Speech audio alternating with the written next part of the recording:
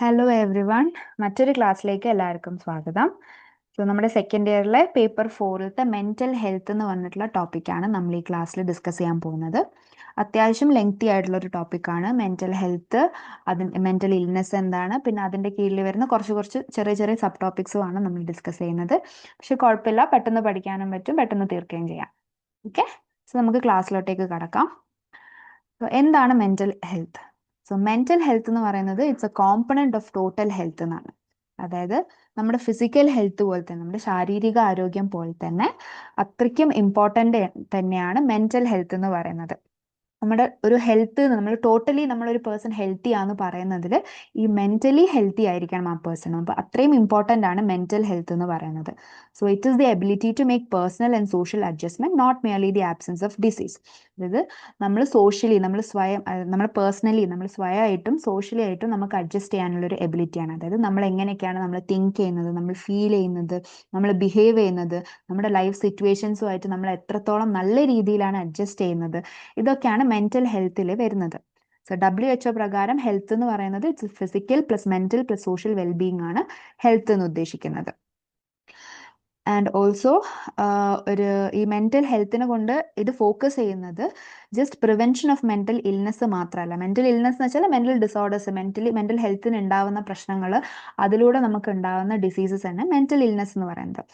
So ഈ mental ഇൽനെസിന്റെ prevention മാത്രമല്ല, നല്ലൊരു മെന്റൽ ഹെൽത്തിന്റെ പ്രിസർവേഷനും അതേപോലെ തന്നെ പ്രൊമോഷനും, അതായത് നല്ല മെന്റൽ ഹെൽത്തിനെ നമ്മൾ എങ്ങനെയൊക്കെ ഉണ്ടാക്കിയെടുക്കാം എന്നതൊക്കെയാണ് ഈ ടോട്ടൽ മെന്റൽ ഹെൽത്ത് ഇവിടെ ഫോക്കസ് ചെയ്യുന്നത്. അതായത് നമുക്ക് എങ്ങനെയൊക്കെ നമ്മുടെ ചുറ്റുള്ള ആൾക്കാരെ നമുക്ക് എങ്ങനെയൊക്കെ നല്ല രീതിയിൽ ഡീൽ ചെയ്യാം, ഡെയിലി റെസ്പോൺസിബിലിറ്റീസ് ഒക്കെ ഉണ്ടാവില്ല, അതൊക്കെ നല്ല രീതിയിൽ നമ്മൾ എങ്ങനെയൊക്കെയാണ് ഹാൻഡിൽ ചെയ്യുന്നത്, എങ്ങനെയൊക്കെയാണ് നമ്മൾ ഡിസിഷൻസ് എടുക്കുന്നത്, അതായത് എല്ലാത്തിൻ്റെ ഒരു നല്ലൊരു ആസ്പെക്റ്റ്, അതാണ് നല്ല മെന്റൽ ഹെൽത്തിന്റെ ഇൻഡിക്കേറ്റേഴ്സ് എന്ന് പറയുന്നത്. അതാണ് മെന്റൽ ഹെൽത്ത്. സോ ഈ മെന്റൽ ഹെൽത്തിന്റെ ഫൗണ്ടേഷൻസ്, അതിന് കോൺട്രിബ്യൂട്ട് ചെയ്യുന്ന കുറച്ച് ഫാക്ടേഴ്സ് എന്തൊക്കെയാണെന്ന് നമുക്ക് നോക്കാം. സോ ഫൗണ്ടേഷൻ എന്ന് പറയുമ്പോൾ ഏർലി ചൈൽഡ്ഹുഡിൽ തന്നെ ഈ മെന്റൽ ഹെൽത്തിന്റെ ഒരു അടിത്തറ നമ്മൾ ഓൾറെഡി അവിടെ ഉണ്ടാകും. ഏർലി ചൈൽഡ്ഹുഡിൽ തന്നെ, അതായത് നമ്മൾ എങ്ങനെയൊക്കെയാണ് വളരുന്നത്, നമ്മുടെ ആ സമയത്തെ നമ്മുടെ ഫാമിലി സിറ്റുവേഷൻസും നമ്മുടെ എൻവയോൺമെന്റലി നമ്മൾ എങ്ങനെയൊക്കെയാണ്, നമ്മുടെ സറൗണ്ടിങ്സും കാര്യങ്ങളൊക്കെ നല്ലൊരു മെന്റൽ ഹെൽത്ത് ഉണ്ടാവുന്നത് അല്ലെങ്കിൽ ഒരു മെന്റൽ ഇൽനെസ് ഉണ്ടാവുന്നതിനും ഒരു കാരണമാണ്. സോ കുറച്ച് ഫാക്ടേഴ്സ് എന്തൊക്കെയാണെന്ന് നോക്കാം. ഒന്ന്, ഗുഡ് ഫിസിക്കൽ ഹെൽത്ത്. അതായത് ഒരു നല്ല മെന്റൽ ഹെൽത്തിന്റെ ഒരു ബേസിക് ആയിട്ടുള്ള ഒരു സാധനം തന്നെയാണ് ഗുഡ് ഫിസിക്കൽ ഹെൽത്ത് എന്ന് പറയുന്നത്. അതായത് നല്ല രീതിയിൽ നമ്മൾ എല്ലാ ബോഡി സിസ്റ്റംസും കാര്യങ്ങളൊക്കെ ഫങ്ഷൻ ചെയ്യുക. ഇപ്പോൾ ഫോർ എക്സാമ്പിൾ നമുക്കൊരു പനി ഉണ്ടായാൽ തന്നെ നമ്മുടെ മെന്റലി നമ്മൾ എങ്ങനെയായിരിക്കും, നമ്മൾ ഫുൾ മൂഡ് ഓഫ് ആയിരിക്കും, അല്ലെങ്കിൽ നമ്മൾ സ്ട്രെസ്ഡ് ആയിരിക്കും, നമുക്കൊന്നും ചെയ്യാനുള്ളൊരു ഇൻട്രസ്റ്റോ കാര്യങ്ങളോ ഒന്നും ഉണ്ടാവില്ല. ഇപ്പോൾ ഫോർ എക്സാമ്പിൾ ഒരു കുഞ്ഞ് ജലദോഷം വന്നാൽ തന്നെ ഫുൾ മൂഡും നമ്മുടെ അവിടെ പോകും. അപ്പൊ അതുകൊണ്ട് തന്നെ നല്ലൊരു ഹെൽത്ത്, നല്ല ഫിസിക്കൽ ഹെൽത്ത് തന്നെ നല്ലൊരു മെന്റൽ ഹെൽത്തിലേക്ക് ഒരു കാരണമാണ്. ഈ ഫിസിക്കൽ ഡിഫക്ട്സ് ഉള്ള ആൾക്കാർ, അതായത് ജനിച്ചപ്പോഴേ ഒരുപാട് ശാരീരികമായിട്ടുള്ള ബുദ്ധിമുട്ടുള്ള ആൾക്കാരുണ്ടാകും, പിന്നെ ക്രോണിക് ഇൽനെസ് ഉള്ള ആൾക്കാരുണ്ടാകും, ഈ ഡയബറ്റീസ്, പിന്നെ അല്ലെങ്കിൽ ക്യാൻസർ, അങ്ങനത്തെ ഒക്കെ ഉള്ള ആൾക്കാരിൽ ഈ മെന്റൽ ഇൽനെസ് ഉണ്ടാവാൻ ഉള്ളതിന്റെ ഒരു കാരണമാണ് ഈ ഫിസിക്കൽ ഡിഫക്ട്സും അതേപോലെ തന്നെ ക്രോണിക് ഡിസീസ്. അപ്പൊ അതുകൊണ്ട് എന്താ, നമ്മൾ മെയിൻ ആയിട്ട് നമ്മൾ ഫുൾ ഹെൽത്തി ആയിട്ടിരിക്കുക, അതായത് ഹെൽത്തി ഫുഡ് കഴിക്കുക, നല്ല എന്താ പറയുക, നല്ല നല്ല ഹെൽത്തി ഹാബിറ്റുകളൊക്കെ ചെയ്യാൻ നോക്കുക. അപ്പം നല്ലൊരു ഫിസിക്കൽ ഹെൽത്ത് ഉണ്ടായാൽ തന്നെ അത് നല്ലൊരു മെന്റൽ ഹെൽത്തിലോട്ടേക്ക് ലീഡ് ചെയ്യുന്നു. ഇപ്പം നല്ലൊരു ഫിസിക്കൽ ഹെൽത്ത് ഇല്ലെങ്കിൽ അത് ചില മെന്റൽ ഇൽനെസ്സിലോട്ടേക്കും അത് ലീഡ് ചെയ്യാനുള്ള സാധ്യതയുണ്ട്. നെക്സ്റ്റ് ഫാക്ടറാണ് ബേസിക് നീഡ്സ്. അതായത് ഒരു മനുഷ്യനെ സംബന്ധിച്ചിടത്തോളം അവർക്ക് കുറച്ച് പ്രാഥമിക ആവശ്യങ്ങൾ ഉണ്ടാകും. അതിൻ്റെ അകത്ത് വരുന്നതാണ് ഒന്ന് physical needs, social needs and psychological needs. Physical നീഡ്സിൽ വരുന്നതാണ് നമ്മുടെ food, shelter, clothing, sleep, rest, അതായത് ബേസിക് ആയിട്ടുള്ള, മോസ്റ്റ് ബേസിക് ആയിട്ടുള്ള സാധനങ്ങൾ. നമ്മൾ എന്താ പറയുക, ജലം, വായു എന്നൊക്കെ പറഞ്ഞിട്ടില്ലേ, വായു, ഭക്ഷണം, ആ കാര്യങ്ങളൊക്കെയാണ് ഫിസിക്കൽ നീഡ്സിൽ വരുന്നത്. ആൻഡ് സോഷ്യൽ നീഡ്സിൽ വരുന്നതാണ് സെക്യൂരിറ്റി, സ്റ്റേറ്റസ്, പ്രൈസ്, ബിലോങ്ങിങ്നെസ്. അതായത് സോഷ്യലി നമ്മൾ നല്ല രീതിയിൽ നമ്മൾ ഒരു സ്റ്റേറ്റസ് ഉണ്ടാകുക, സോഷ്യൽ സ്റ്റേറ്റസ് ഉണ്ടാവുക എന്നൊക്കെ പറയില്ലേ, നമുക്ക് ഒരു സൊസൈറ്റിയിൽ, നമ്മൾ ജീവിക്കുന്ന സൊസൈറ്റിയിൽ ഒരു സ്ഥാനം ഉണ്ടാവുക അല്ലെങ്കിൽ അത് ഉണ്ടാക്കിയെടുക്കുക എന്നുള്ളത് ഒരു മനുഷ്യന്റെ ഒരു ആവശ്യമാണ്. പിന്നെ സൈക്കോളജിക്കൽ നീഡ്സിലാണ് എഫെക്ഷൻ, ഇൻഡിപെൻഡൻസ്, അച്ചീവ്മെന്റ്, റെക്കഗ്നിഷൻ ഒക്കെ വരുന്നത്. സോ എഫെക്ഷൻ ഒക്കെ നീഡിൽ വരുമ്പോഴാണ് നമ്മൾ ഇപ്പോൾ ഒരു കല്യാണം കഴിക്കാനൊക്കെ ആഗ്രഹിക്കുക, അല്ലെങ്കിൽ ഒരു കുടുംബജീവിതം ഉണ്ടാക്കുക, അതായത് മറ്റുള്ളവരുമായിട്ട് ഒരു ഒരു ഇന്ററാക്ട് ചെയ്യുക, ഒരു പാർട്ട്ണറെ നമ്മൾ തിരഞ്ഞെടുക്കുക, അതൊക്കെ ഈ എഫെക്ഷന്റെ ഭാഗമായിട്ടാണ്. പിന്നെ ഇൻഡിപെൻഡൻസിന്റെ ഭാഗമായിട്ടാണ് നമ്മളൊരു ജോലിയൊക്കെ കണ്ടുപിടിക്കുന്നതും എന്നിട്ട് നമ്മൾ സെക്യൂർ ആക്കുക, നമ്മൾ ഫിനാൻഷ്യലി സെക്യൂർ ആക്കുക, പിന്നെ അതിലൂടെ നമ്മൾ അച്ചീവ്മെന്റ് ക്രേവ് ചെയ്യുന്നുണ്ടാകും, എന്നിട്ട് നല്ലൊരു റെക്കഗ്നിഷൻ ആൾക്കാരിൽ ഉണ്ടാക്കുക. അപ്പൊ ഇതൊക്കെ ഈ സൈക്കോളജിക്കൽ നീഡ്സിൽ വരുന്ന കാര്യങ്ങളാണ്. വരുമ്പോഴാണ് നമ്മൾ ഈ കാര്യങ്ങളൊക്കെ ചെയ്യുന്നത്.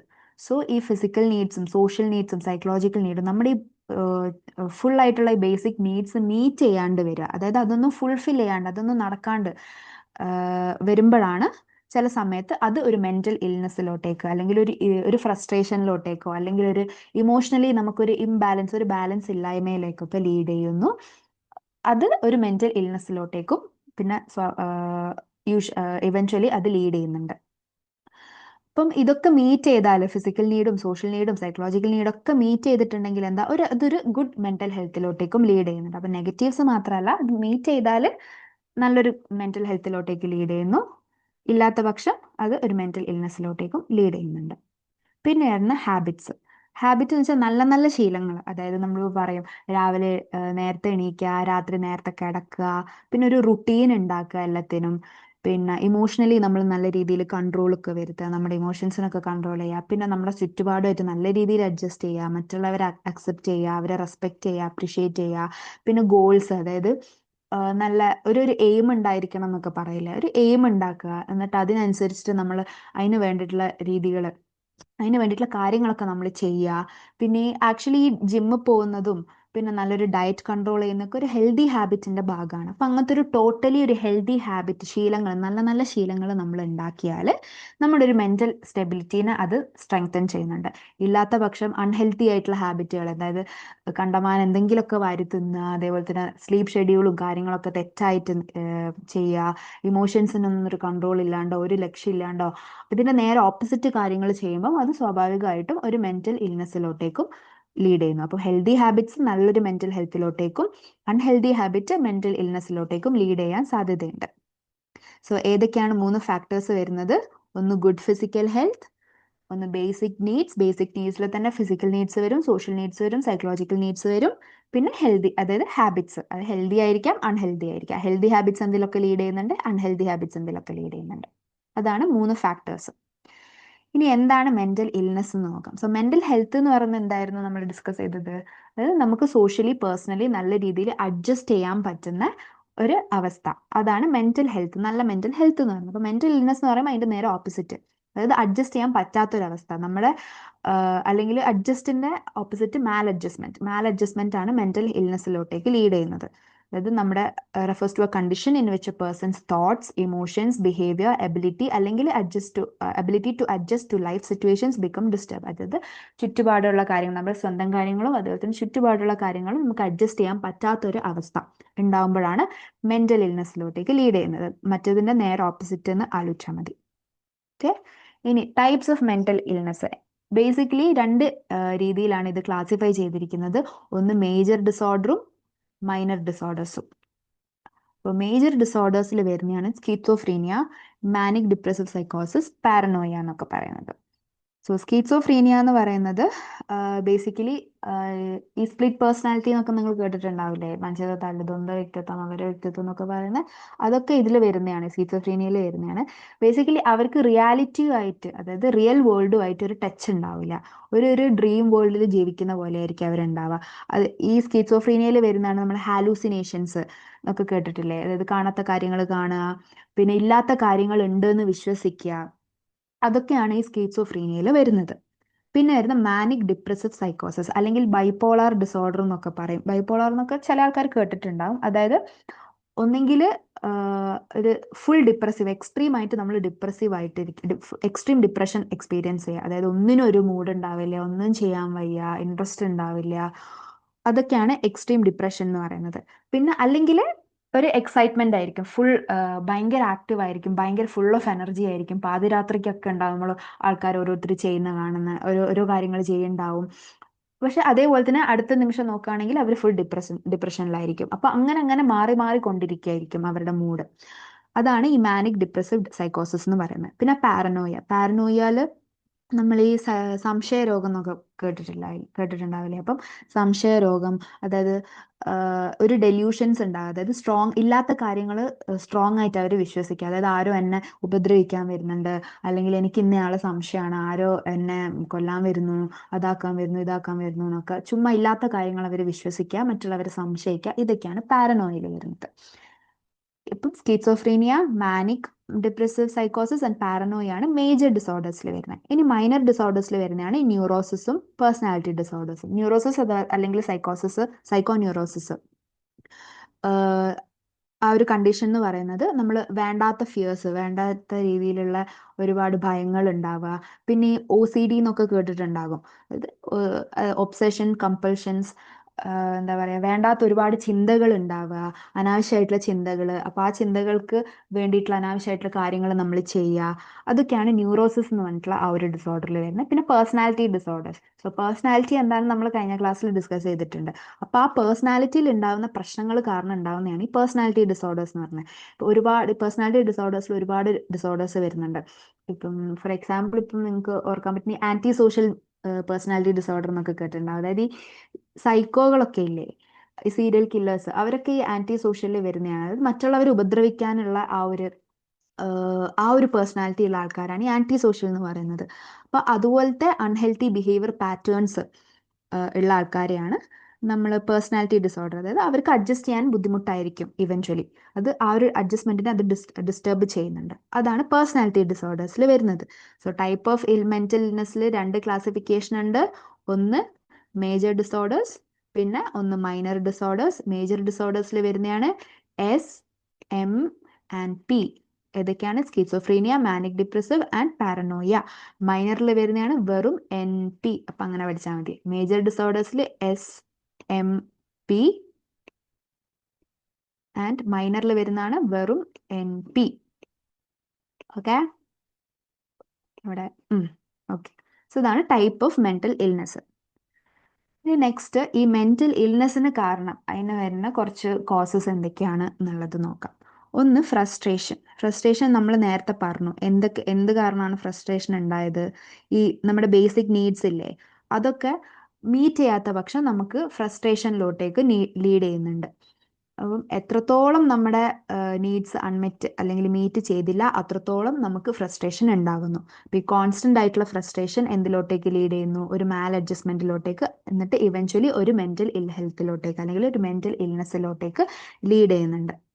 അതാണ് ഒന്നാണ് ഫ്രസ്ട്രേഷൻ കോസ്. പിന്നെ വരുന്നതാണ് ടെൻഷൻ ഇപ്പോൾ സ്വാഭാവികമല്ല, എല്ലാവർക്കും ഉള്ളൊരു സാധനമാണ്. അതായത് നമ്മൾ കോൺസ്റ്റന്റ് ആയിട്ട് വറി ചെയ്യുക, സ്ട്രെസ് ചെയ്യുക, ഭാവി കാര്യങ്ങളെ പറ്റിയിട്ടായിക്കോട്ടെ, അല്ലെങ്കിൽ ഇപ്പോൾ ഉള്ള കാര്യങ്ങളെ പറ്റിയിട്ടായിക്കോട്ടെ, എന്തായിക്കോട്ടെ, നമ്മൾ കോൺസ്റ്റന്റ്ലി നമ്മൾ വറി ചെയ്യുക. അപ്പം ഈ കോൺസ്റ്റന്റ് ആയിട്ടുള്ള വറിയും ആ ഒരു മെന്റൽ ടെൻഷനും നമ്മുടെ മെന്റൽ ബാലൻസിനെ പ്രശ്നം ഉണ്ടാക്കുന്നു. അപ്പം ഇവൻച്വലി ഒരു മെന്റൽ ഇൽനെസ്സിലോട്ടേക്ക് അത് പോകാനുള്ള സാധ്യതയുണ്ട്. ഇപ്പം ഈ വറിയും ടെൻഷനൊക്കെ കാരണം ഉണ്ടാവുന്നതാണ് ഈ ഹൈപ്പർ ടെൻഷൻ, അതായത് BP-യും പിന്നെ ഈ കുറേ ഹാർട്ട് ഡിസീസസ്, അൾസേഴ്സ് ഒക്കെ ഈ വറി കാരണം അല്ലെങ്കിൽ ഈ ഒരു ടെൻഷൻ കാരണം ഉണ്ടാവുന്നതാണ്. ഇപ്പം ഈ ഹാർട്ട് ഡിസീസ് ഒക്കെ ഉള്ള ആൾക്കാരുടെ അടുത്ത് പൊതുവേ പറയുന്നത് കേൾക്കാം, ഒരുപാട് സ്ട്രെസ് ആവാണ്ടിരിക്കുക, അതായത് പേഷ്യൻറ്റിനെ സ്ട്രെസ് ആക്കാണ്ടിരിക്കുക. അപ്പോൾ ഈ BP കൂടാന്നെന്ന് പറയുന്നത് ഈ ഒരുപാട് ടെൻഷൻ അടിക്കുന്ന സമയത്തോ ഒക്കെയാണ് നമ്മുടെ BP കൂടുന്നത് തന്നെ. അപ്പം ഈ ഒരു കാരണം, ഈ ടെൻഷൻ എന്ന് പറയുന്നത് മെന്റൽ ഹെൽത്തിനെ മാത്രമല്ല നമ്മുടെ ഫിസിക്കൽ ഹെൽത്തിനെയും ബാധിക്കും. അപ്പോൾ ഫിസിക്കൽ ഹെൽത്തിനെ ബാധിക്കുമ്പോൾ ഇവൻച്വലി അത് നമ്മുടെ മെന്റൽ ഹെൽത്തിനെയും, അതായത് ഒരു ഡിസോർഡറിലോ അല്ലെങ്കിൽ ഒരു മെന്റൽ ഇൽനെസ്സിലോട്ടേക്കോ അത് മാറാനുള്ള സാധ്യതയുണ്ട്. ഇനിയാണ് ഇൻസെക്യൂരിറ്റി നമ്മൾ ഇവിടെ മെയിൻ ആയിട്ടും അസോസിയേറ്റ് ചെയ്തിരിക്കുന്നത് പോവേർട്ടിയോ ആയിട്ടാണ്. അതായത് children belonging to poor homes they develop insecurities.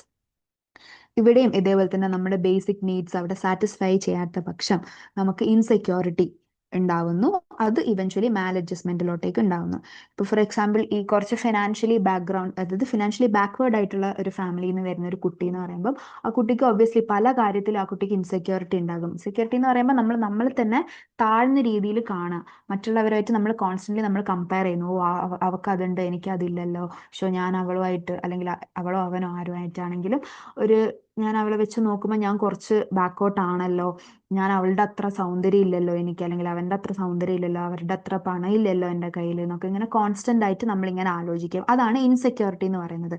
അപ്പം അത് ബേസിക്കലി അതാണ്, നമ്മുടെ ഒരു ഫിനാൻഷ്യലി നമ്മൾ ബാക്ക്ഗ്രൗണ്ട് നമ്മൾ ബാക്ക്വേർഡ് ആയിരിക്കുന്ന സമയത്താണ് ഈ ഇൻസെക്യൂരിറ്റീസ് മെയിൻ ആയിട്ടും ഫോം ചെയ്യുക. മറ്റുള്ളവരായിട്ട് നമ്മൾ കോൺസ്റ്റന്റ് ആയിട്ട് നമ്മളിങ്ങനെ കമ്പയർ ചെയ്തുകൊണ്ടിരിക്കും. എന്നിട്ട് നമ്മളെ തന്നെ അത് താഴ്ന്ന രീതിയിൽ നമ്മളിങ്ങനെ താഴ്ത്തി നമ്മളെ തന്നെ വിചാരിക്കും.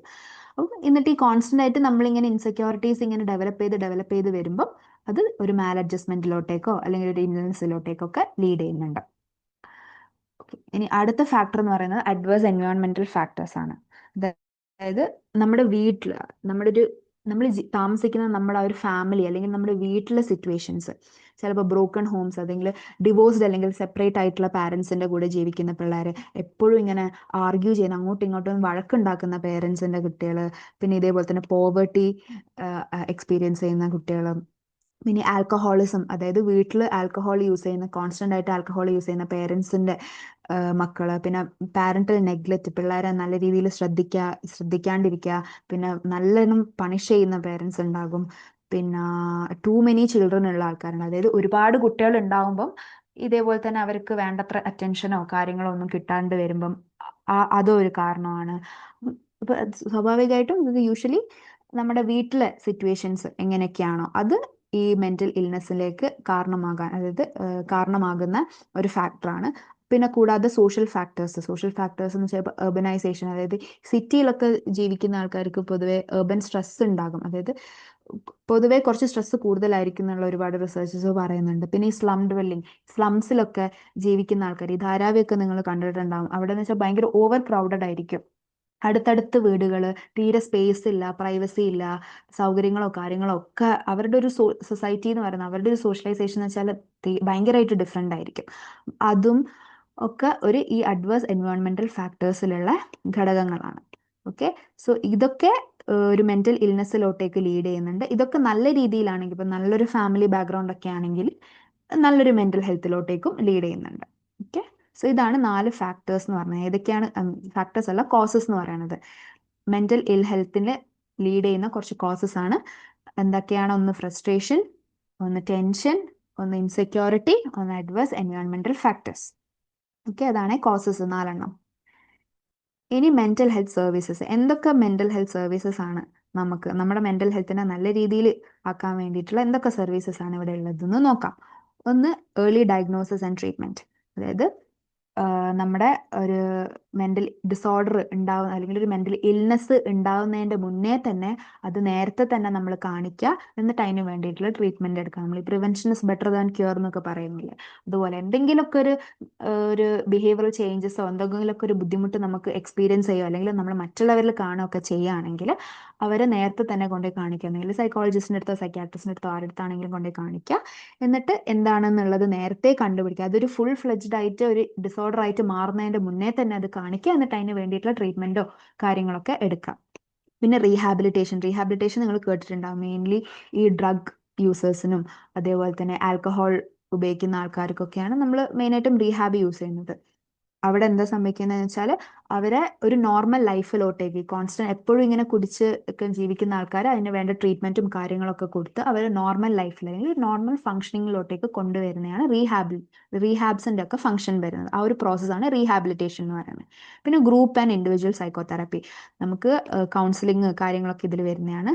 നമുക്ക് ഇൻഡിവിജ്വൽ ആയിട്ടും തെറപ്പീസ് എടുക്കാം, പിന്നെ ഗ്രൂപ്പായിട്ട്. ഇപ്പോൾ ഫാമിലി തെറപ്പി എന്നൊക്കെ പറയും. ഈ ഫാമിലിയിൽ ഉണ്ടാകുന്ന പ്രശ്നങ്ങളൊക്കെയാണ് നമ്മൾ ഫാമിലി ആയിട്ട് വിളിച്ചിട്ട് അവർക്ക് ഒരു ഗ്രൂപ്പായിട്ട് നമ്മൾ അവിടെ ഒരു സൈക്കോതെറാപ്പി കൊടുക്കും. ഇൻഡിവിജ്വലി ആയിട്ടും നമുക്ക് തെറപ്പീസ് എടുക്കാം. പിന്നെ മെന്റൽ ഹെൽത്ത് എഡ്യൂക്കേഷൻ. അതായത് ഈ ഞാൻ നേരത്തെ പറഞ്ഞ പോലെ തന്നെ ഫിസിക്കൽ ഹെൽത്ത് പോലെ തന്നെയാണ് അത്രയും ഇമ്പോർട്ടൻ്റ് ആണ് മെന്റൽ ഹെൽത്ത്. അപ്പോൾ ഈ മെന്റൽ ഹെൽത്തിൽ ഉണ്ടാവുന്ന എന്തൊക്കെയാണ്, ഇപ്പോൾ ഫിസിക്കൽ ഹെൽത്തിൽ നമുക്ക് എന്തൊക്കെയാണ് ഉണ്ടാവുക എന്നുള്ളത് ഇപ്പം ഓൾമോസ്റ്റ് എല്ലാവർക്കും അറിയാം. എന്തൊക്കെ ശാരീരിക പ്രശ്നങ്ങൾ നമുക്ക് ഉണ്ടാകാം, അതിന് എന്തൊക്കെ ചെയ്യാന്നുള്ളത് ഇപ്പം എല്ലാവർക്കും അറിയുന്ന കാര്യമാണ്. അതേപോലെ തന്നെ മെന്റൽ ഹെൽത്തിൽ എന്തൊക്കെ പ്രശ്നങ്ങൾ ഉണ്ടാകാം, എന്തൊക്കെ ഡിസോർഡേഴ്സ് അവിടെ ഉണ്ടാകാൻ സാധ്യതയുണ്ട്. ഇപ്പം പൊതുവേ ഇപ്പം നമ്മൾ ആൾക്കാരെ അവൻ ഭ്രാന്തനാണ്, അവന് വട്ടാണ് എന്നൊക്കെ പറഞ്ഞിട്ട് നമ്മൾ മുദ്ര കുത്തുന്നുണ്ടാകും. അപ്പം അതല്ലാണ്ട് ഇത് നോർമലൈസ് ചെയ്യുക. അതായത് മെന്റൽ ഹെൽത്ത് ഇത് ഭ്രാന്ത് എന്നല്ല അതിന്റെ പേര്, അതിന് ഇന്നൊരു പേരുണ്ട്, അതിന്റെ കാരണങ്ങൾ ഇന്നതൊക്കെയാണ്, അതിന്റെ ട്രീറ്റ്മെന്റ് ഇന്നതൊക്കെയാണ് എന്നുള്ള ആൾക്കാരിൽ അവയർനെസ് ഉണ്ടാക്കുക. അവരത് നോർമലൈസ് ചെയ്യാൻ പ്രേരിപ്പിക്കുക, അവരെ അതിനെ എഡ്യൂക്കേറ്റ് ചെയ്യിപ്പിക്കുന്നതാണ് മെന്റൽ ഹെൽത്ത് എഡ്യൂക്കേഷൻ. എന്ന് പറയുന്നത്. ഇനി അടുത്ത after care services. After care services എന്ന് വെച്ചാൽ നമ്മളൊരു ട്രീറ്റ്മെന്റ് കഴിഞ്ഞാലും മെന്റൽ എന്ത് ഡിസോർഡർ ആണെങ്കിലും അതിന് ട്രീറ്റ്മെന്റ് കഴിഞ്ഞാലും ആൾക്കാർക്ക് തിരികെ ആ ഒരു രോഗത്തിലേക്ക് വരാനുള്ള ഒരുപാട് സാധ്യതകളുണ്ട്. ഫോർ എക്സാമ്പിൾ ഇപ്പോൾ ഈ ആൽക്കഹോളിസം ആണെങ്കിൽ തന്നെ അതൊക്കെ കഴിഞ്ഞാലും പ്ലസ് ട്രീറ്റ്മെന്റ് ഒക്കെ കഴിഞ്ഞ് അവർ പോയാലും അവർക്ക് ഒരു കുപ്പി കണ്ടാൽ ചിലപ്പോൾ അവർക്ക് അത് കുടിക്കാനുള്ള ഒരു എന്താ പറയുക ഒരു ത്വര അവർക്ക് ഉണ്ടാകും. അപ്പം അത് പ്രിവെന്റ് ചെയ്യാൻ വേണ്ടിയിട്ട് ഉള്ള കാര്യങ്ങളാണ് നമ്മൾ ആഫ്റ്റർ കെയർ സർവീസസ് എന്ന് പറയുന്നത്. എന്താണെങ്കിലും എന്ത് അസുഖമാണെങ്കിലും ആൽക്കഹോളിസം മാത്രമല്ല എന്ത് മെന്റൽ ഡിസോർഡേഴ്സ് ആണെങ്കിലും അവർക്ക് തിരിച്ചു വരാണ്ടിരിക്കാൻ വേണ്ടിയിട്ട് നമ്മൾ ചെയ്യേണ്ട കാര്യങ്ങളാണ് ആഫ്റ്റർ കെയർ സർവീസസിൽ വരുന്നത്. പിന്നെ use of modern psycho active drugs. Modern മെഡിസിൻസിൽ പല മെന്റൽ ഡിസോർഡേഴ്സും മരുന്നുകൾ കൊണ്ട് മാറുന്നുണ്ട്. അപ്പം അത് എന്തൊക്കെയാണ് മരുന്നുകൾ, മെഡിസിൻസ് ഏതൊക്കെയാണ് അത് കൺട്രോൾ ചെയ്യാനും ട്രീറ്റ് ചെയ്യാനും ഉള്ളത്, അതിനെ പറ്റിയൊക്കെ അറിഞ്ഞിരിക്കുക. ഇപ്പം ആൽക്കഹോളിസത്തിനും ഒരുപാട് മരുന്നുകളുണ്ട്, പ്ലസ് അത് വരാണ്ടിരിക്കാൻ വേണ്ടിയിട്ടും ഒരുപാട് മരുന്നുകളുണ്ട്. അപ്പം എന്തൊക്കെയാണ് ആ മരുന്നുകൾ, അതിനെ പറ്റിയിട്ട് അതിന്റെ യൂസ് എന്തൊക്കെയാണ്, ഏതൊക്കെയാണ് ആ മെഡിസിൻസ് എന്നുള്ളത് നമ്മൾ നോക്കാം. ഇതൊക്കെയാണ് മെന്റൽ ഹെൽത്ത് സർവീസസിൽ വരുന്നത്. പിന്നെ ഗവൺമെന്റ് ഓഫ് ഇന്ത്യ എടുത്തൊരു സ്കീമാണ് നാഷണൽ മെന്റൽ ഹെൽത്ത് പ്രോഗ്രാം എന്ന് പറയുന്നത്. അപ്പം അതിന്റെ ഒബ്ജക്റ്റീവ്സ് അല്ലെങ്കിൽ അതിന് ആ ഒരു പ്രോഗ്രാം കൊണ്ട് ഉദ്ദേശിക്കുന്നത് ഒന്ന് ഈ മെന്റൽ ഹെൽത്ത് സർവീസസ് എല്ലാവർക്കും ഈസിലി അവൈലബിൾ ആക്കുക, എല്ലാവർക്കും ആക്സസിബിൾ ആക്കുക, ബുദ്ധിമുട്ടൊന്നും ഇല്ലാണ്ട് ഈസി എല്ലാവർക്കും നമ്മൾ ഈ സാധാ ഡോക്ടറെ കാണിക്കുന്ന പോലെ തന്നെ നമ്മൾ ഫിസിക്കൽ ഹെൽത്തിൽ ഡോക്ടറെ കാണിക്കുന്ന പോലെ തന്നെ എല്ലാവർക്കും മെന്റൽ ഹെൽത്ത് പ്രൊഫഷണൽസിനെയും കാണാം. പിന്നെ അത്രയും ഈസി ആൻഡ് ആക്സസിബിൾ ആക്കുക. പിന്നെ ഈ നേരത്തെ പറഞ്ഞ പോലെ തന്നെ സൈക്കോ എഡ്യൂക്കേഷൻ കൊടുക്കുന്ന, അതായത് ഈ മെന്റൽ ഹെൽത്ത് എഡ്യൂക്കേഷൻ കൊടുക്കുന്ന പോലെ നമ്മുടെ ജനറൽ ഹെൽത്ത് കെയറിൽ മെന്റൽ ഹെൽത്തിന്റെ ഇമ്പോർട്ടൻസ് അല്ലെങ്കിൽ മെന്റൽ ഹെൽത്തിനെ പറ്റിയിട്ടുള്ള നോളേജും കാര്യങ്ങളൊക്കെ പ്രൊമോട്ട് ചെയ്യുക. പിന്നെ കമ്മ്യൂണിറ്റീന്റെ ഒരു ഇൻവോൾവ്മെന്റ് എൻകറേജ് ചെയ്യിപ്പിക്കുക. പിന്നെ കമ്മ്യൂണിറ്റീന്റെ സപ്പോർട്ടും അതേപോലെ തന്നെ സെൽഫ് ഹെൽപ്പും ഒക്കെ പ്രൊമോട്ട് ചെയ്യുക. ഈ ഒരു 4 ഒബ്ജക്റ്റീവ്സ് കൂടെയാണ് ഈ national mental health programme establish ചെയ്തത്. സോ ഇതും മെന്റൽ ഹെൽത്ത് സർവീസസിൽ വരുന്നതാണ്. സോ എന്തൊക്കെയാണ് മെന്റൽ ഹെൽത്ത് സർവീസസിൽ വരുന്നത്? ഒന്ന് early diagnosis and treatment, rehabilitation, group and individual psychotherapy, mental health education, after care services and മെഡിസിൻസിന്റെ യൂസും.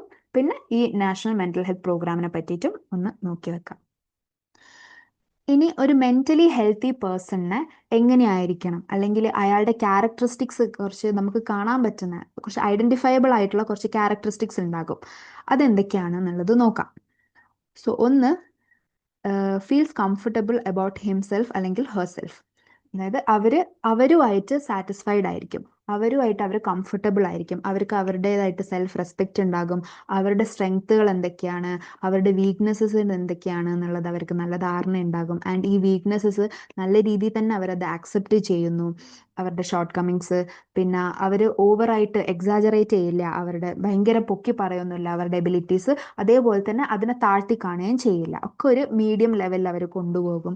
അവർക്ക് അവരുടെ തന്നെ അവർ യൂഷ്വലി സാറ്റിസ്ഫൈഡ് ആണ്, അവരുമായിട്ട് feel satisfied, happy and calm and cheerful ആയിരിക്കും അവർ. സോ സ്വയം അവർ ദംസെൽസ് അവർ കംഫർട്ടബിൾ ആയിരിക്കും healthy person, mentally healthy person എന്ന് പറയുന്നത്. അവർ ഭയങ്കര സെക്യൂർ ആയിരിക്കും, ഇൻസെക്യൂരിറ്റീസോ കാര്യങ്ങളൊന്നും അവർക്ക് ഉണ്ടാവില്ല, അവർ സെക്യൂർ ആയിരിക്കും ആൻഡ് അഡിക്വേറ്റ് ആയിരിക്കും. ഓക്കെ, ഇനി അടുത്തതെന്ന് പറഞ്ഞാൽ ദ വെൽ അഡ്ജസ്റ്റഡ്. അതായത് മറ്റുള്ളവരുമായിട്ട് അല്ലെങ്കിൽ സൊസൈറ്റി ആയിട്ട് അല്ലെങ്കിൽ ഗ്രൂപ്പ് ആയിട്ട് നോക്കുകയാണെങ്കിൽ അവർ വെൽ അഡ്ജസ്റ്റഡ് ആയിരിക്കും. നേരത്തെ പറഞ്ഞത് അവർ സ്വയം അഡ്ജസ്റ്റഡ് ആയിരിക്കും. ഇനി അടുത്തത് അവർ മറ്റുള്ളവരുമായിട്ട് വെൽ അഡ്ജസ്റ്റഡ് ആയിരിക്കും.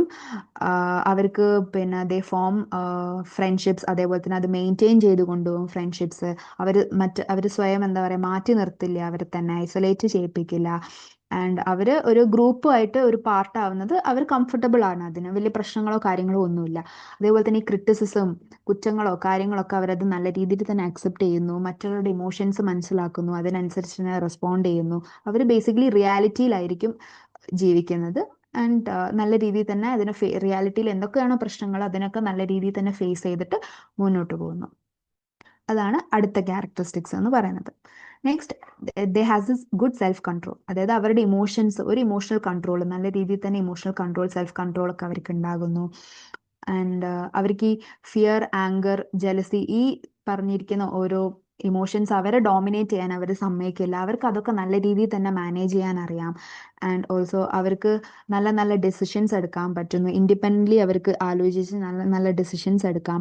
പിന്നെ നല്ല പ്രാക്ടിക്കൽ ഗോൾസ് അവർക്ക് സെറ്റ് ചെയ്യാൻ പറ്റുന്നു, ലക്ഷ്യങ്ങൾ ഉണ്ടാക്കാൻ പറ്റുന്നു. പിന്നെ ഡെയിലി റെസ്പോൺസിബിലിറ്റീസ് അവർ മാനേജ് ചെയ്യുന്നു. അയ്യോ ഇതൊന്നും എനിക്ക് താങ്ങാൻ പറ്റുന്നില്ല എന്നൊന്നും വിചാരിക്കാണ്ട് അവർ എന്തൊക്കെയാണോ അവരുടെ റെസ്പോൺസിബിലിറ്റീസ് നല്ല രീതിയിൽ തന്നെ അവരത് മാനേജ് ചെയ്യുന്നു. അവരുടെ ഇമോഷൻസ് നല്ല രീതിയിൽ തന്നെ എന്താ പറയുക മാനേജ് ചെയ്യുന്നു, റെഗുലേറ്റ് ചെയ്യുന്നു. സോ ബേസിക്കലി ടോട്ടലി ഒരു ഗുഡ് സെൽഫ് കൺട്രോൾ അവർക്ക് ഉണ്ടാകും. സോ ഏതൊക്കെയാണ് 3 ക്യാരക്ടറിസ്റ്റിക്സ് വരുന്നത്? ഒന്ന്, they feel comfortable with themself, അതായത് അവരുമായിട്ട് അവർ സാറ്റിസ്ഫൈഡ് ആയിരിക്കും. പിന്നെ മറ്റുള്ളവരുമായിട്ട് അവർ അഡ്ജസ്റ്റഡ് ആയിരിക്കും, സാറ്റിസ്ഫൈഡ് ആയിരിക്കും. പിന്നെ നല്ല രീതിയിൽ ഒരു ഗുഡ് സെൽഫ് കൺട്രോൾ, ഇമോഷണൽ കൺട്രോളും അവർക്ക് ഉണ്ടാകും. സോ ഇത് 3 ഒരു മെന്റലി ഹെൽത്തി പേഴ്സന്റെ ക്യാരക്ടറിസ്റ്റിക്സ്. ഓക്കെ, ഇനി അടുത്ത ഒരു ഹെൽത്ത് വർക്കർ എന്നുള്ള രീതിയിൽ നിങ്ങളുടെ റോൾ എന്താണ് ഈ ഒരു മെന്റൽ ഹെൽത്ത് അല്ലെങ്കിൽ ഒരു മെന്റൽ ഹൈജീനിൽ ഒരു കമ്മ്യൂണിറ്റിയിലുള്ള മെന്റൽ ഹെൽത്ത് എന്നുള്ള ആ ഒരു ഫീൽഡിൽ, ആ ഒരു ഏരിയയിൽ ഒരു ഹെൽത്ത് വർക്കർ എന്നുള്ള രീതിയിൽ നിങ്ങളുടെ റോൾ എന്താണ്? നേരത്തെ പറഞ്ഞ പോലെ തന്നെ ഈ മെന്റലി ഇല്ലായിട്ടുള്ള ഒരു പേഴ്സൺ എന്ന് പറയുമ്പോൾ അവർക്ക് അഡ്ജസ്റ്റ് ചെയ്യാൻ ബുദ്ധിമുട്ടായിരിക്കും. സോ ഈ ഹെൽത്ത് വർക്കറിന്റെ അവരുടെ മെയിൻ ഡ്യൂട്ടി അല്ലെങ്കിൽ മെയിൻ റോൾ എന്ന് പറഞ്ഞാൽ ഒബ്സർവ് ചെയ്യുക ഈ ഒരു ബിഹേവിയറൽ ചേഞ്ചസ്. അവർക്ക് അഡ്ജസ്റ്റ് ചെയ്യാൻ പറ്റാത്ത സമയത്ത് അവർ ചില ബിഹേവിയറലി അവർക്ക് ചില പ്രശ്നങ്ങൾ അവരത് കാണിക്കും. അപ്പൊ അതെന്തൊക്കെയാണെന്നുള്ള ഒബ്സർവ് ചെയ്യാനാണ് മെയിനായിട്ടും ഹെൽത്ത് വർക്കറിന്റെ ഒരു റോൾ എന്ന് പറയുന്നത്.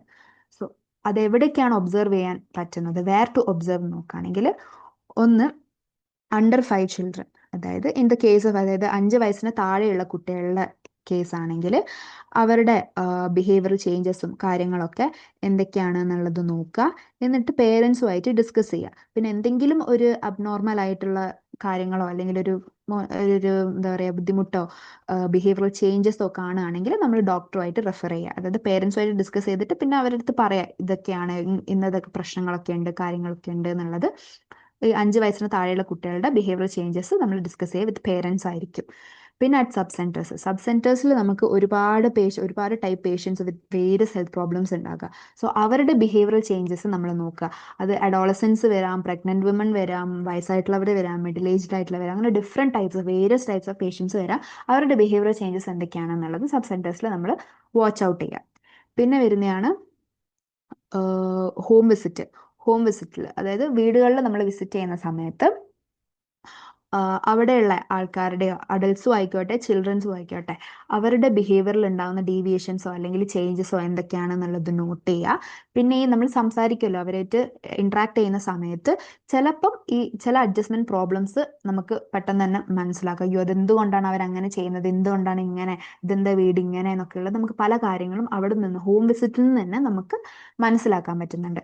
സോ ബിഹേവിയറൽ ഡീവിയേഷൻസ് ഇവരിൽ രണ്ടുപേരിൽ നിന്നും മനസ്സിലാക്കുക. അതേപോലെ തന്നെ കോൺവെർസേഷൻസ് വഴി അഡ്ജസ്റ്റ്മെന്റ് പ്രോബ്ലംസ് നമുക്ക് ഹോം വിസിറ്റിൽ മനസ്സിലാക്കാൻ പറ്റും.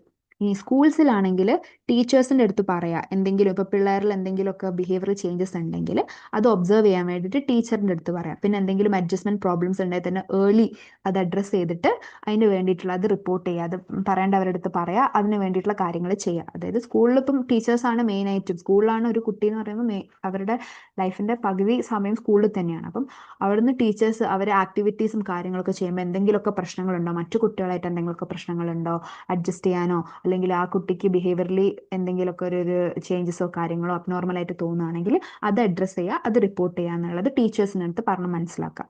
പിന്നെ ഈ വില്ലേജ് വിസിറ്റിലൊക്കെ പോകുമ്പം നമുക്ക് പൊതുവേ ഗ്രാമങ്ങളിലൊക്കെ കാണുമ്പോൾ നമുക്ക് അവിടെ ഏതെങ്കിലും മേ ബി ഉണ്ടാകാം ഒരാൾ, അതായത് ആ ഒരു സൊസൈറ്റിയിൽ നിന്നിട്ട് മാറ്റി നിർത്തപ്പെടുന്ന ഒരാളുണ്ടാകും, നെഗ്ലക്റ്റ് ചെയ്യുന്ന ഒരാളുണ്ടാകും. അതായത് അവന് അവൻ അങ്ങനെ നമ്മളിങ്ങനെ ഈ ഭാഗത്തൊന്നും കയറ്റാറില്ല, അവനെ നമ്മൾ അടുപ്പിക്കാറില്ല, അവനോ അവളോ ആരോ ആയിക്കോട്ടെ, ഇന്നയാൾ നമ്മൾ കയറ്റാറില്ല അടുപ്പിക്കാറില്ല എന്നൊക്കെ പറയുന്ന ഒരാളുണ്ടാകും. അപ്പോൾ ആ നെഗ്ലക്റ്റഡ് ആയിട്ടുള്ള ഒരു ഇൻഡിവിജ്വൽ അഥവാ ഉണ്ടെങ്കിൽ അയാളെ നോട്ടീസ് ചെയ്യുക, അയാളുടെ ബിഹേവിയറൽ ചേഞ്ചസ് എന്തൊക്കെയാണ്, കാര്യങ്ങൾ എന്തൊക്കെയാണ് എന്നുള്ളത് നോക്കുക. എന്നിട്ട് അത് റിപ്പോർട്ട് ചെയ്യുക, അതിനനുസരിച്ചുള്ള കാര്യങ്ങൾ ചെയ്യുക. സോ എവിടേക്കാണ് നമ്മൾ ഒബ്സർവ് ചെയ്യേണ്ടത്? ഒന്ന് അണ്ടർ 5 ചിൽഡ്രനിൽ, പിന്നെ ഒന്ന് സബ് സെന്റേഴ്സിൽ, പിന്നെ ഹോം വിസിറ്റിൽ, വില്ലേജ് വിസിറ്റിൽ, സ്കൂൾസിൽ. ഓക്കെ, ഇനി എങ്ങനെയൊക്കെയാണ് ഒബ്സർവ് ചെയ്യേണ്ടത് എന്നുള്ള 3 മെത്തേഡ്സ് ആണിത്. ഒന്ന് ഇന്റർവ്യൂ മെത്തേഡ് എന്ന് വെച്ചാൽ കോൺവെർസേഷൻ ആണ്, നമ്മൾ ചോദ്യങ്ങൾ ചോദിക്കുക.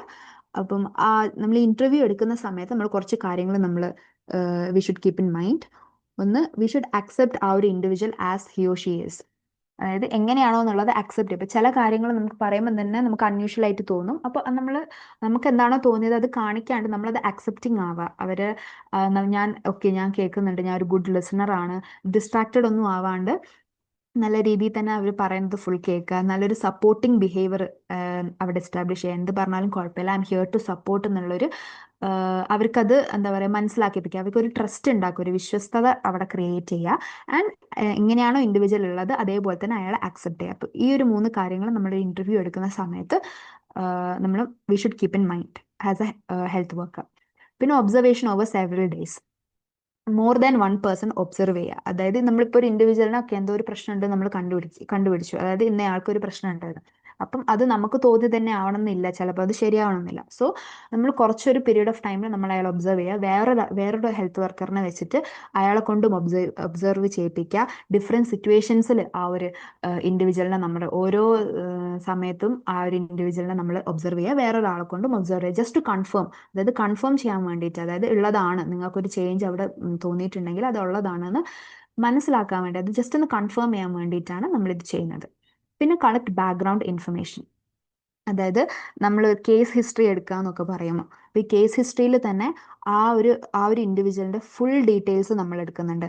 അവരുടെ പേരൻസ്, അതായത് ഇൻഫർമേഷൻ അബൌട്ട് അവരുടെ parents, grand parents, home situation, education, പിന്നെ ജോബ് ഉണ്ടെങ്കിൽ ഒക്യുപ്പേഷൻ്റെ കാര്യങ്ങൾ, അതിൻ്റെ ഡീറ്റെയിൽസ്, പിന്നെ സോഷ്യൽ ആക്ടിവിറ്റീസ്, പിന്നെ ഈ ഒരു ആൾക്ക് ഈ ഒരു രോഗം, ഇങ്ങനത്തെ ഒരു പ്രശ്നം ഉണ്ടാവുന്നതിൻ്റെ മുന്നേ അയാൾ എങ്ങനെയൊക്കെ ആയിരുന്നു, പിന്നെ അവരുടെ ഫാമിലി സിറ്റുവേഷൻസ്, അങ്ങനെ തുടങ്ങി എല്ലാ കാര്യങ്ങളും നമ്മൾ ഡീറ്റെയിൽ ആയിട്ട് അവരുടെ ബാക്ക്ഗ്രൗണ്ട് ഇൻഫർമേഷൻ നമ്മൾ എടുക്കുന്നുണ്ട്.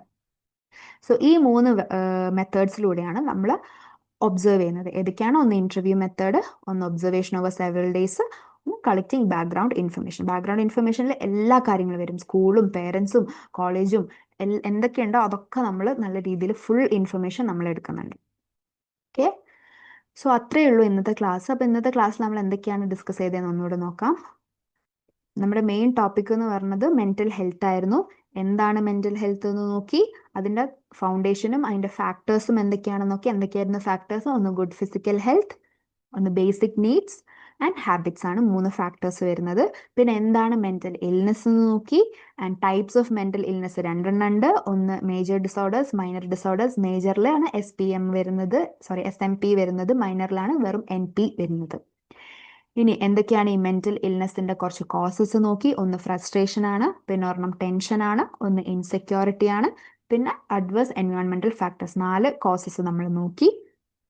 എന്തൊക്കെ മെന്റൽ ഹെൽത്ത് സർവീസസ് ഇവിടെ ഉണ്ട്? 6 ഉണ്ട്. ഒന്ന് early diagnosis and treatment, rehabilitation, group and individual psychotherapy, mental health education, after care and modern medicines. പിന്നെ നാഷണൽ മെന്റൽ ഹെൽത്ത് പ്രോഗ്രാമിനെ പറ്റിയിട്ടും അതിന്റെ ഒബ്ജക്റ്റീവ്സ് എന്തൊക്കെയാണെന്നുള്ളത് നോക്കി. ആൻഡ് ഒരു മെന്റലി ഹെൽത്തി പേഴ്സന്റെ ക്യാരക്ടറിസ്റ്റിക്സ് അല്ലെങ്കിൽ അയാളുടെ ക്വാളിറ്റീസ് എന്തൊക്കെയാണ്? ഒന്ന്, they feel comfortable about themselves, പിന്നെ about well adjusted with others, ചുറ്റുമുള്ള ആൾക്കാരുമായിട്ട്, പിന്നെ ഒരു ഗുഡ് സെൽഫ് കൺട്രോൾ, ഒരു ഇമോഷണൽ കൺട്രോൾ ഉണ്ടാകും. പിന്നെ ഹെൽത്ത് വർക്കറിന്റെ റോൾ എന്താണ്? മെയിൻ റോൾ എന്ന് പറയുന്നത് ഒബ്സർവ് ചെയ്യാണ് ഇൻഡിവിജ്വലിന്റെ ബിഹേവിയറൽ ചേഞ്ചസിനെ. എവിടേക്കാണ് നമുക്ക് ഒബ്സർവ് ചെയ്യാൻ പറ്റുന്നത്? ഒന്ന് under 5 children, sub centres, home visit, village visit, സ്കൂൾസിലും. പിന്നെ എങ്ങനെയൊക്കെയാണ് ഒബ്സർവ് ചെയ്യേണ്ട മെത്തേഡ്സ് ആണ് പറഞ്ഞത്? Interview method, observation over several days and collect background information. So ഇത്രയൊക്കെയായിരുന്നു ഇന്നത്തെ ടോപ്പിക്ക്. അത്യാവശ്യം വലിയ ടോപ്പിക്കാണ്, പക്ഷേ അതിൽ കുഴപ്പമില്ല, പെട്ടെന്ന് പഠിക്കാൻ പറ്റുന്നു. വലിയ ഈസി ആയിട്ടുള്ള സാധനം തന്നെയാണ്, ജസ്റ്റ് വായിച്ചു നോക്കിയാൽ തന്നെ നമുക്ക് പെട്ടെന്ന് മനസ്സിലാവുന്നു. സോ ഇനി അടുത്ത ക്ലാസ്സിൽ അടുത്ത ടോപ്പിക്കുമായിട്ട് വരുന്നത് വരെ എല്ലാവർക്കും ഗുഡ് ബൈ.